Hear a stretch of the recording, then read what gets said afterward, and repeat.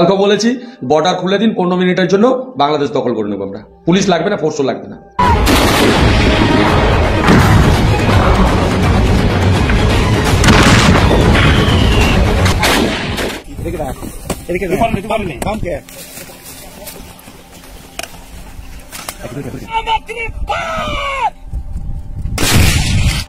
সীমান্তে দ্রুত ছুটছে সেনাবাহিনী, পুরো কন্ট্রোল পেয়ে গেছে তারা।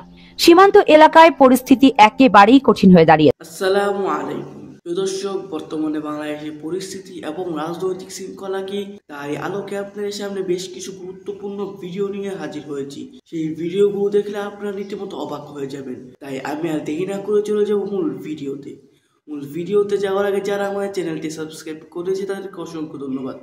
আর যারা এখন আমার চ্যানেলটি সাবস্ক্রাইব করে তারা তাড়াতাড়ি সাবস্ক্রাইব করে ফেলুন ধরনের সকল আপডেটগুলো সবার আগে পেতে।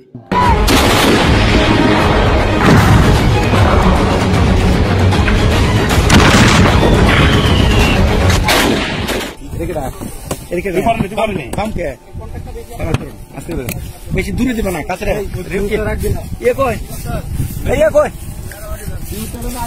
না না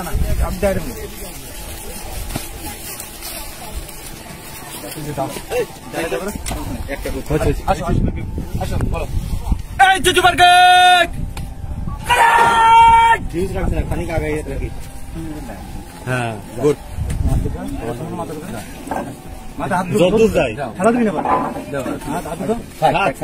বেশি দিস না, ভিডিও করিস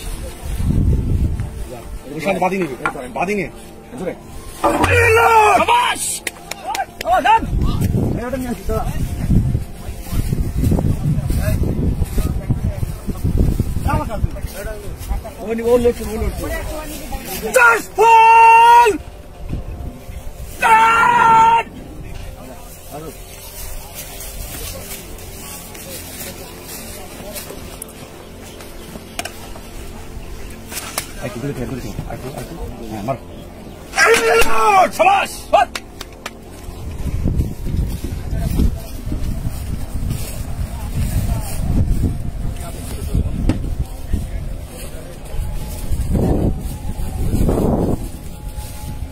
এটা খুলে রাখছেন।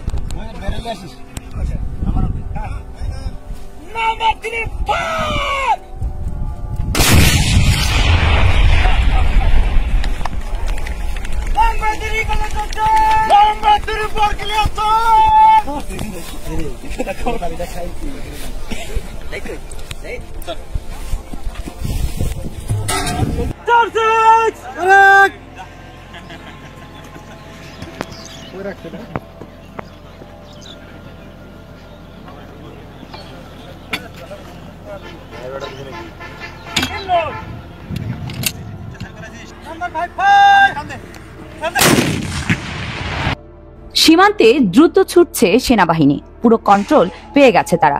সীমান্ত এলাকায় পরিস্থিতি একেবারেই কঠিন হয়ে দাঁড়িয়েছে। বাংলাদেশ সীমান্তে মিয়ানমারের 270 কিলোমিটার এলাকা সম্পূর্ণ নিয়ন্ত্রণে নিয়েছে আরাকান আর্মি, দখলে নিয়েছে মংডু শহর। সেই সাথে নাফ নদীর আরাকান জলসীমায় নৌযান চলাচলের নিষেধাজ্ঞা জারি করেছে তারা, যে কারণে সেন্ট মার্টিনের সাথে আমাদের যোগাযোগ বিচ্ছিন্ন হয়ে গেছে। কেননা সেন্ট মার্টিনের এখানে যে শাহপরীর দ্বীপে যে চর জেগেছে, এই চরের জন্য কিছুটা মায়ানমারের ভূখণ্ড ব্যবহার করে তারপর যেতে হয় সেন্ট মার্টিনে। আর এখন নিষেধাজ্ঞার কারণে সেন্ট মার্টিন গেলেই তারা দুই করবে। এমত অবস্থায় সীমান্তে নিরাপত্তা বাড়ানো সহ আরাকান আর্মির সঙ্গে অর্থবহ আলোচনার আহ্বান বিশ্লেষকদের। আরাকান আর্মি মিয়ানমারের বেশ কয়েকটি শহর নিয়ন্ত্রণে নেয়ার পর বাংলাদেশের সীমান্তবর্তী মংডু শহর দখলে নেয়ার দাবি জানিয়েছে। সংবাদ মাধ্যম ইরাবতীর তথ্য বলছে, তাদের নিয়ন্ত্রণে মিয়ানমারের সাথে বাংলাদেশের 270 কিলোমিটার সীমান্ত।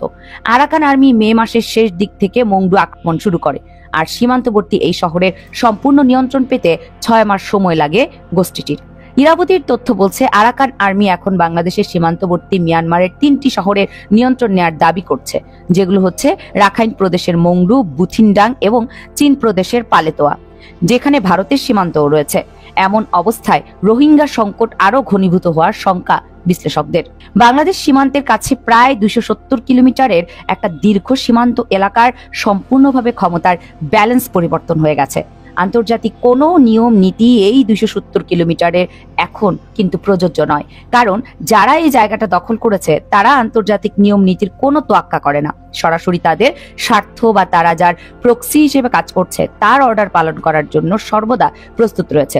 বিভিন্ন ধরনের শক্তিশালী আর্টিলারি, বিভিন্ন ধরনের ট্যাঙ্ক এবং বিভিন্ন ধরনের ভারী যে সকল সমরাস্ত্র রয়েছে বর্তমানে বাংলাদেশের দিকে তাক করানো হয়েছে। পূর্বে সেগুলো অন্যের নিয়ন্ত্রণে ছিল, তবে রিসেন্টলি গতকালকে সম্পূর্ণভাবে বাংলাদেশের 270 কিলোমিটারের এই মিয়ানমারের সঙ্গে যে বাংলাদেশের সীমান্ত ছিল সম্পূর্ণভাবে আরাকান আর্মির হাতে চলে গেছে। অত্যন্ত গুরুত্বপূর্ণ সমুদ্র এলাকার যে শহর রয়েছে মংডু, অবশেষে তারা দখল করেছে। দীর্ঘ 6 মাস একটা শক্তিশালী যুদ্ধ করার পর বাংলাদেশ সীমান্তের কাছে প্রায় 270 কিলোমিটার এলাকা সম্পূর্ণভাবে আরাকান আর্মি দখল করে নিয়েছে।